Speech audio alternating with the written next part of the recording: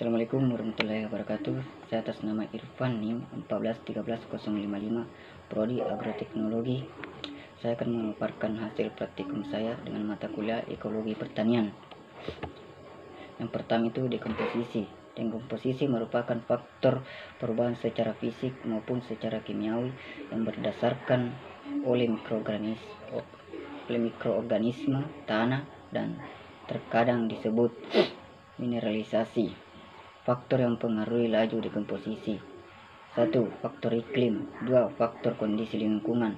Keuntungan atau pentingnya proses dekomposisi itu mineralisasikan bahan organik yang telah mati. 2. Menghasilkan makanan untuk organisme lain. 3. Menghasilkan zat kimia yang disebut hormon lingkungan.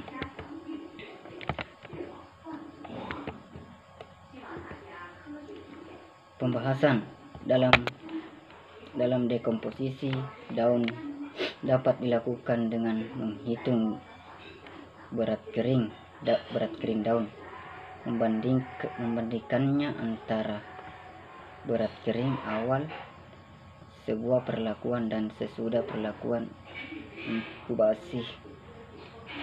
Kemudian dilakukan dengan menghitung persamaan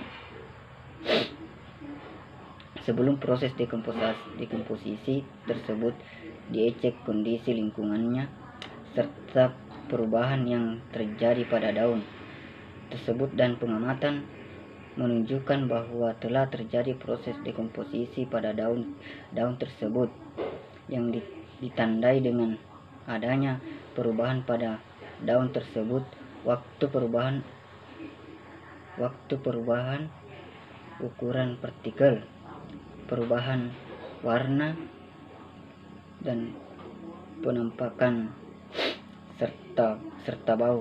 Laju dekomposisi pada daun tersebut pun terjadi teratur tiap mingguan, berkurang beratnya sedikit demi sedikit karena dekomposisi merupakan proses menghancurkan organisme secara terhadap sehingga strukturnya tidak dapat dikenali lagi dengan atau molekul-molekul organik kompleks yang diuraikan menjadi bentuk yang lebih sederhana seperti karbondioksida, air, dan komponen-komponen mineral lainnya.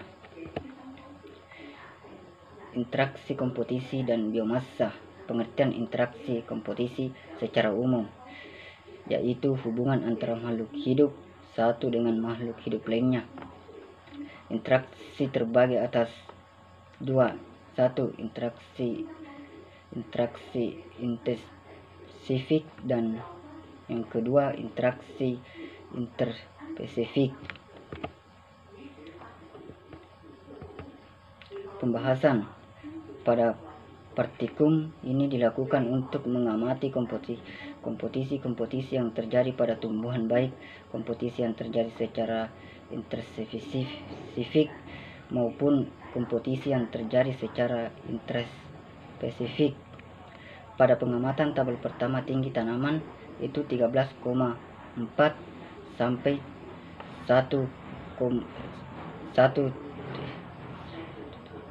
1,79 cm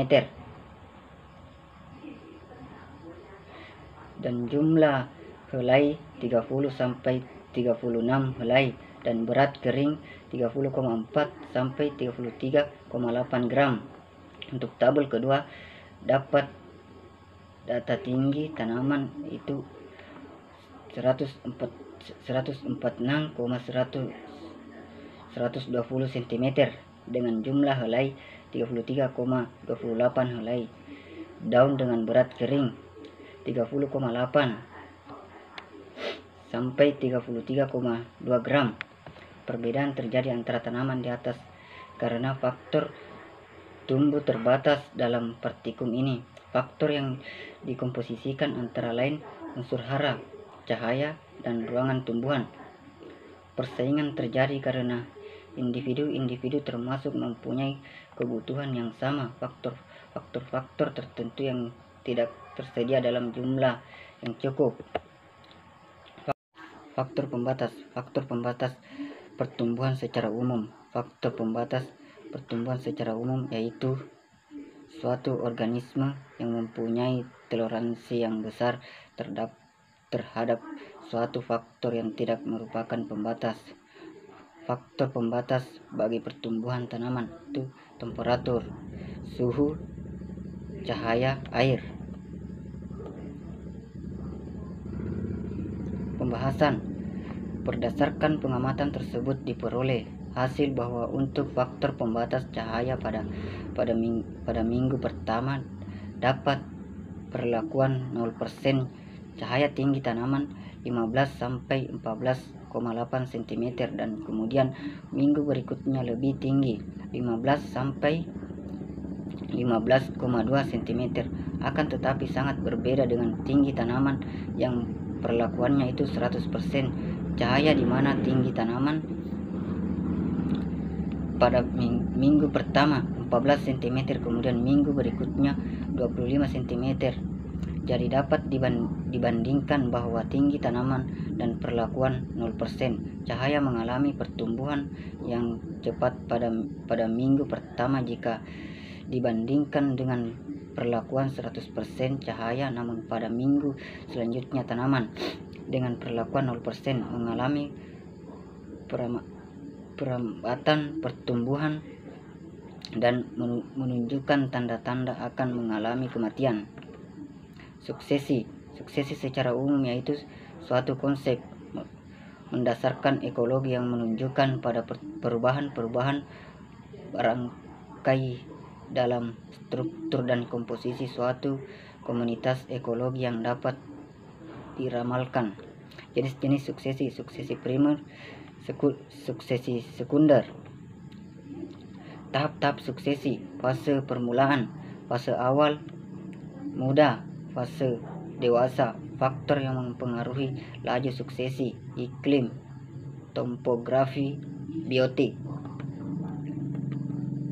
Pembahasan.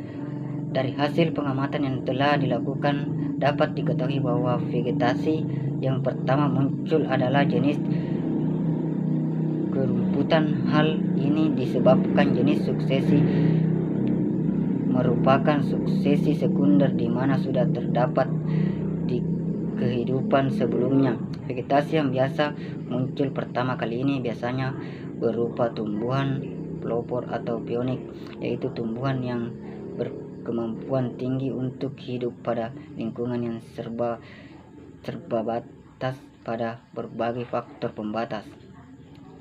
Sekian dan terima kasih. Assalamualaikum warahmatullahi wabarakatuh.